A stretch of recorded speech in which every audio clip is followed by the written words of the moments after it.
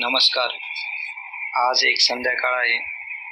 संध्याकाळ म्हणजे फक्त सूर्य मावळण्याची वेळ नसते. कधी कधी संध्याकाळ म्हणजे एक मोठ्या दिवसाचा शेवट असतो आणि कधी कधी एक मोठ्या युगाचा. आज बंगालमध्ये अशीच एक संध्याकाळ आहे, ज्या स्त्रीने 30 वर्षापूर्वी काँग्रेसमध्ये वंडाचं निशाण फडकवलं, ज्या स्त्रीने सिंगूरमध्ये टाटाच्या नॅनो प्रकल्पाला आव्हान दिलं, ज्या स्त्रीने नंदीग्राममध्ये पोलिसांच्या लाठ्या खाल्ल्या आणि पुन्हा उभी राहिली, ज्या स्त्रीने 34 वर्षांची डाव्या आघाडीची सत्ता उखडून टाकली, ती स्त्री आज स्वतःच्या मतदारसंघात पराभूत झाली आहे. विचार करा एक क्षण. त्या एका वाक्याचं वजन ओळखा. मुख्यमंत्री ममता बॅनर्जी 15 वर्षांच्या मुख्यमंत्री भवानीपूरमध्ये 15,105 मतांनी हरले आहेत. बंगालचा हा निकाल फक्त एक राजकीय घटना नाही. आज रात्री आपण एका आरशाकडे पाहणार आहोत आणि त्या आरशात फक्त ममतांचंच नाही, आपलं स्वतःचंही प्रतिबिंब दिसेल का, हे ज्याचं त्याने ठरवायचंय. 294 जागांच्या बंगाल विधानसभेत भाजपने 206 जागा जिंकल्या आहेत. तृणमूलला फक्त 79 जागा. आणि सर्वात मोठा धक्का, 2021 साली तृणमूलकडे जे 215 आमदार होते, त्यापैकी 136 आमदार यावेळी पराभूत झाले आहेत. 136 हा आकडा आहे, पण आकड्यामागे एक कथा आहे. प्रत्येक आमदार म्हणजे एक मतदारसंघ, प्रत्येक मतदारसंघ म्हणजे काही लाख मतदार. आणि या लाखो मतदारांनी सलग 5 वर्ष ज्या आमदाराला पाहिलं, ज्याच्या उद्घाटनाला गेले, ज्याच्या वाढदिवसाला हार घातला, त्याच आमदाराला यावेळी नको म्हटलं. का? कारण काय असेल? बंगालमध्ये यावेळी मतदान 92% झालं. राज्याच्या इतिहासातलं सर्वाधिक. म्हणजे लोक घराबाहेर पडले, लाईनमध्ये उभे राहिले आणि त्यांनी ठरवून मतदान केलं. विचार करा, 92% म्हणजे जवळपास प्रत्येक पात्र मतदार. वृद्ध आजोबा, गर्भवती आई, पहिल्यांदा मतदान करणारा तरुण, रिक्षा चालवणारा बाप, सगळे आले. आणि आल्यानंतर त्यांनी सांगितलं, बस झालं. जेव्हा एखाद्या राज्यातला मतदार इतक्या मोठ्या संख्येने घराबाहेर पडतो, तेव्हा तो सहसा एकच गोष्ट सांगायला येतो, बदल हवा आहे. ममता बॅनर्जींनी हे चिन्ह वाचलं नाही किंवा वाचायला नकार दिला, कोणास ठाऊक. मला एक छोटी गोष्ट आठवते. घरात कधी कधी आरसा फुटतो आणि आपण म्हणतो अपशकुन. पण विचार करा, आरसा फुटतो कधी? जेव्हा त्याच्यावर वार होतो किंवा तो कधीतरी ठेवल्या जागेवरून हलतो आणि पडतो. राजकारणातला आरसा थोडा वेगळा असतो. तो स्वतः फुटत नाही, तो फक्त सत्य दाखवायचं थांबवतो, हळूहळू. आणि एक दिवस लक्षात येतं, तो आरसा आपण कधीच पाहिला नाही. ममता बॅनर्जींच्या आजूबाजूला असे आरसे होते का? होते, पण ते एक एक करून निघून गेले.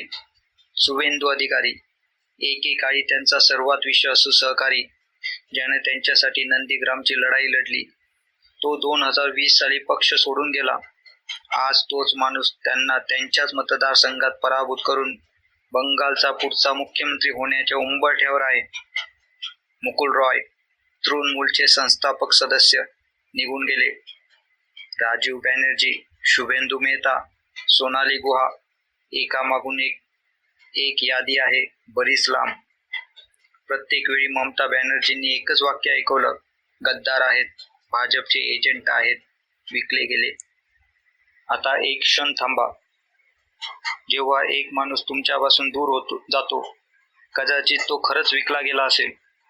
जेव्हा 10 माणसं तुमच्यापासून दूर जातात, कदाचित तिथे काहीतरी पॅटर्न आहे. आणि जेव्हा तुमच्या पक्षातले डझनभर ज्येष्ठ नेते एकामागून एक बाजूला सरतात, तेव्हा एकदा तरी थांबून स्वतःला विचारायचं असतं, मीच कुठे चुकत तर नाही ना? ममता बॅनर्जींनी तो प्रश्न कधीच विचारला नाही. त्यांच्या आजूबाजूला एकच आरसा उरला होता, त्यांच्या भाच्याचा, अभिषेक बॅनर्जी. आणि जेव्हा एखाद्या नेत्याच्या आयुष्यात फक्त एकच आरसा उरतो, तेव्हा तो आरसा सत्य दाखवण्याऐवजी सोयीचं प्रतिबिंब दाखवायला लागतो. हीच गोष्ट इंदिरा गांधींची झाली होती शेवटी. हीच गोष्ट जयललितांची झाली होती. हीच गोष्ट आज बंगालमध्ये दिसत आहे. सत्ता ही अशी एक गोष्ट आहे जी आजूबाजूचे आरसे एक एक करून बाजूला सारत जाते आणि शेवटी फक्त एकच आरसा उरतो जो सत्य दाखवत नाही. 2006 सालची एक गोष्ट सांगतो. सिंगूरमध्ये जमिनीचं अधिग्रहण होत होतं. टाटांची नॅनो कार बनणार होती. राज्य सरकार म्हणजे डाव्या आघाडींचं सरकार म्हणत होतं विकास होईल, रोजगार येईल. पण शेतकरी म्हणत होते ही माझी जमीन आहे, इथे माझे आजोबा शेती करत होते, मला विकायची नाही. त्या शेतकऱ्यांच्या बाजूने उभी राहिली एक स्त्री. साधी पांढरी सुती साडी, हवाई चप्पल, हातात पुस्तकाची वही, ममता बॅनर्जी. त्यांनी 26 दिवस उपोषण केलं. त्यांना रुग्णालयात न्यावं लागलं, पण त्या मागे हटल्या नाहीत. 2008 साली टाटांनी बंगाल सोडलं. नॅनो कारखाना गुजरातला गेला. बंगालचं काही नुकसान झालं असेल, कोणी असं म्हणेल, पण त्याने एक गोष्ट केली. एक नेत्याची प्रतिमा कोरली. जनतेचा आवाज, शेतकऱ्यांची दिदी.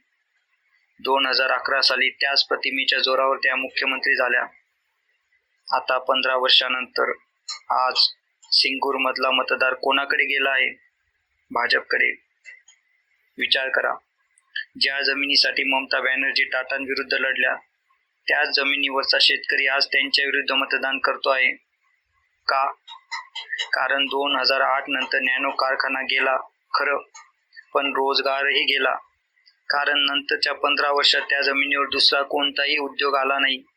कारण शेतकऱ्याचा मुलगा आजही बेरोजगार आहे आणि ज्याला आता वाटतंय की त्याच्या वडिलांनी जो जमीन वाचवली ती कशासाठी वाचवली. राजकारणात एक तत्व आहे, जे तुम्ही केलं नाही त्यासाठी मतदार तुम्हाला कधीतरी जाब विचारतोच. कधीतरी, लगेच नाही, पण कधीतरी विचारतोच. ममता बॅनर्जींनी सिंगूरला नाही म्हटलं, ठीक, पण नंतर सिंगूरला हो काय म्हटलं? तो प्रश्न त्यांच्याकडे उत्तर नाही, आणि उत्तर नसलं तर मतदार दुसरीकडे जातो. आज बंगालमधून एक दुसरी बातमी येते आहे, जी थोडी मनाला अस्वस्थ करणारी आहे. निकाल जाहीर झाल्यापासून तृणमूलची कार्यालये उद्ध्वस्त केली जात आहेत. बारवणी मतदारसंघात तृणमूल कार्यालयाला आग लावण्यात आली. नोआपाडामध्ये भाजप जिल्हा सचिवांच्या घरावर बंदूकधाऱ्यांचा हल्ला झाला. तृणमूल म्हणते भाजप बदला घेत आहे. भाजप म्हणतो आम्ही नाही, अंतर्गत हाणामारी आहे. मला कोण खरं बोलतंय हे माहीत नाही, पण मला एक गोष्ट माहीत आहे. 2011 नंतर जेव्हा ममता बॅनर्जींनी डाव्या आघाडीला हरवून सत्ता घेतली, तेव्हा बंगालच्या डाव्या कार्यकर्त्यांची काय अवस्था झाली होती. 2013 ची पंचायत निवडणूक आठवते का? मतदान केंद्रांवर काय झालं होतं ते आठवा. 2021 मध्ये भाजपच्या कार्यकर्त्यांची काय अवस्था झाली होती ते आठवा. विचार करा. एक आजी आहे गावातली. तिचा मुलगा एक पक्षाचा कार्यकर्ता आहे. एक सकाळी तो घरी येत नाही. नंतर कळतं रात्री त्याला मारलं गेलं. त्या आजीला हे माहीत असतं की कोणी मारलं. पोलिसांना सांगू शकत नाही, कारण पोलीस सत्ताधारी पक्षांचेच आहेत. ती आजी मनात काय ठरवते? ती ठरवते एक दिवस मतदानाच्या वेळी मी सांगेन. राजकारणात हिंसाचार पेरला जातो, कधीच कापला जात नाही, आणि जे पेरलं ते कधीतरी उगवतंच. आज बंगालमध्ये जे जळतं आहे ते एक रात्रीचं नाही, ते 15 वर्षांचं संचित आहे. म्हणूनच मी म्हणतो हे फक्त भाजपचा विजय आहे असं म्हणायला मी तयार नाही. हे एक चक्र आहे आणि चक्र थांबत नाही, ममता दिदी सत्तेबाहेर गेल्या तरी. आजच्या निकालात आणखी एक धागा आहे जो लोक चुकवून जातील, तो म्हणजे केरळ. केरळमध्ये काँग्रेसच्या नेतृत्वाखाली UDFनं डाव्या आघाडीला धुडकावलं. विजयन यांच्या मंत्रिमंडळातले 21 पैकी 13 मंत्री पराभूत झाले. म्हणजे आज भारतात 50 वर्षात प्रथमच कुठल्याही राज्यात डावी सत्ता शिल्लक नाही, एकही नाही. बंगाल गेला 2011 मध्ये, त्रिपुरा गेला 2018 मध्ये, आज केरळ गेला. विचार करा, ज्या विचारधारेने भारतीय राजकारणाला भाषा दिली, सर्वहारा, वर्गसंघर्ष, साम्राज्यवाद, ती विचारधारा आज एक कोपऱ्यात ढकलली गेली आहे. का? कारण ती विचारधारा सामान्य माणसाच्या प्रश्नांना उत्तर देऊ शकली नाही. म्हणजे फक्त वर्ग बोलून बेरोजगारी सुटत नाही, फक्त साम्राज्यवाद बोलून रोजचं जेवण मिळत नाही. लोकांना वाटायला लागलं की हे फक्त शब्द आहेत, त्यांच्या जीवनाशी काहीच संबंध नाही. म्हणून त्यांनी डावे सोडले, तृणमूलला धरलं, कारण तृणमूल बंगाली अस्मिता बोलत होता. आज तृणमूलला सोडतायत कारण फक्त बंगाली या शब्दाने पोट भरत नाही. आणि भाजप काय बोलतोय? हिंदू अस्मिता, विकास, राष्ट्रीय गौरव. हे शब्दही पुरेसे आहेत का सामान्य माणसासाठी?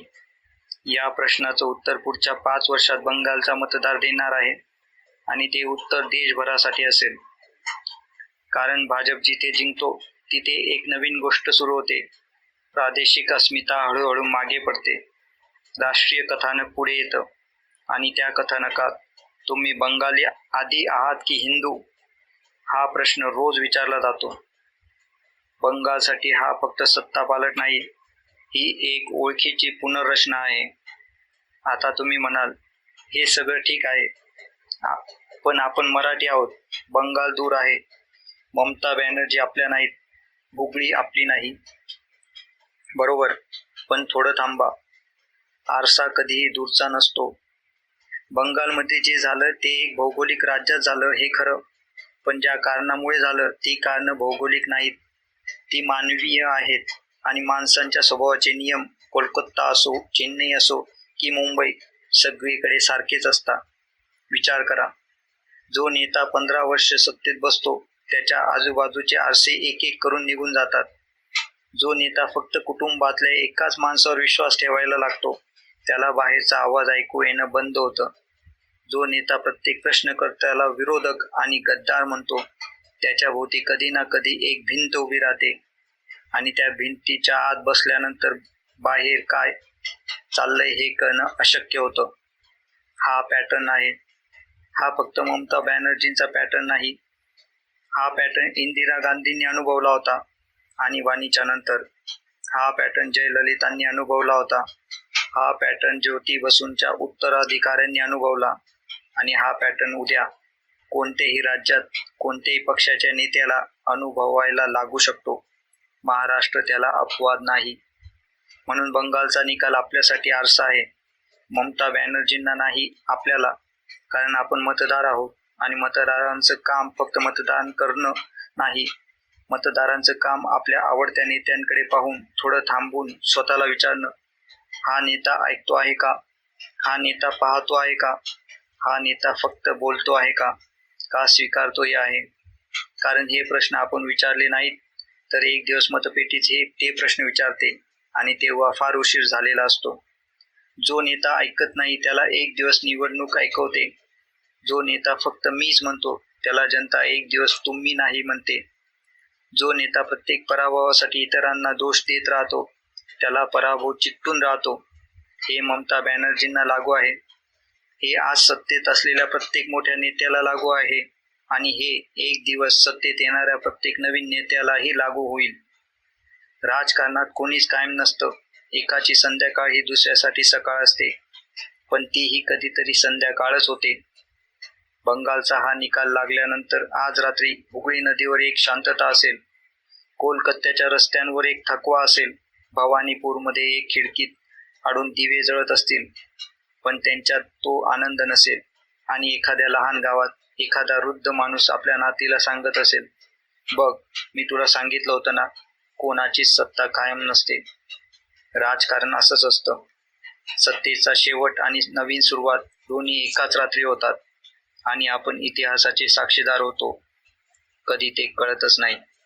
मी रोज रात्री इथे आवाजवर एकाच गोष्टीसाठी येतो, ती म्हणजे आपण एकत्र थांबून घाई न करता खोलात जाऊन समजून घेऊ. कोणत्याही पक्षाचा दावेदार न होता, कोणाचंही प्रतिनिधित्व न करता, फक्त एक प्रामाणिक विचार, मराठीत, आपल्या भाषेत. हा विचार चालू ठेवायचा असेल तर सबस्क्राईब करा, कारण हा आवाज ऐकणारा कोणी आहे हे कळल्यावरच तो टिकतो. नमस्कार.